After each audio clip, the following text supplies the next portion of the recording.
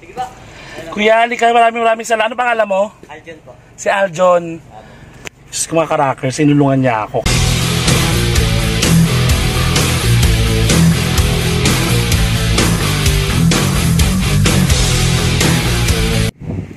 So ito na nga mga ka-rockers, story time. Hello mga ka-rockers, ayan, grabe nakauwi na ako sa bahay. Thank you God. Grabe nangyari sa akin kanina. So Sunday, may show ako sa Clowns, tapos ang ending, pagkatapos ko ng show, umulan ng bonggang-bongga mga ka-rockers. As in boost, ang bonggang-bongga, tapos ang ending, bumaha sa buong QC. So habang nagdadrive ako, kasi wala akong driver pag Sunday, so ako nagdadrive, ang ending, nakakaloka. Sinuong ko yung mga baha, tapos maya-maya nakita ko lumilito yung sa kotse ko yung logo ng battery.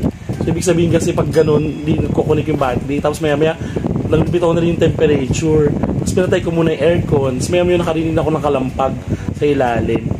Tapos maya-maya pumunta ako sa may shell, minto ako sa may shell sa Kamias.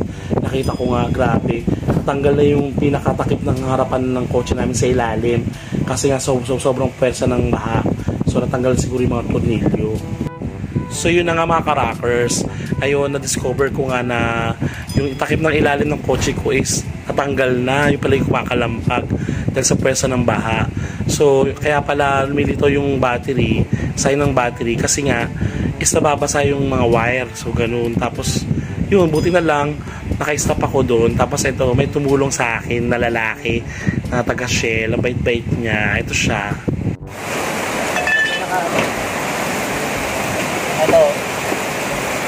Ayan, dito yan nakakonect lahat. Ah, sa gulong. Ayan, pagka di mo pinaano to, matatanggal yung tali. Walang tali, madam. Tali. Kuya, halika, maraming salamat. Ano pangalan mo? Aljon po. Si Aljon. Diyos ko mga karakers, sinulungan niya ako kasi nga sumayad yung yung harapan ko dun sa may baha, tapos medyo may natanggal yata sa harapan. So yun, thank you kay Aljon dito sa Caltex. Sa may anong lugar to? Anong lugar to? Anonas? Hindi. Kamias. O, sa may Kamias. Mabait si Aljon. Sobrang bait. Wait lang ha. Bigyan natin ng pabuya. Salamat, Aljon. Ayan, grabe. Naku, sayang Aljon. Wala siya kasing Gcash eh. Di sana mas malaki na bigay ko sa kanya. Eh, konti lang yung cash ko eh. So, yun. So, at least maraming salamat. Ayun talagang, ito nakakaloka mga karas. Ayaw yung tanggapin.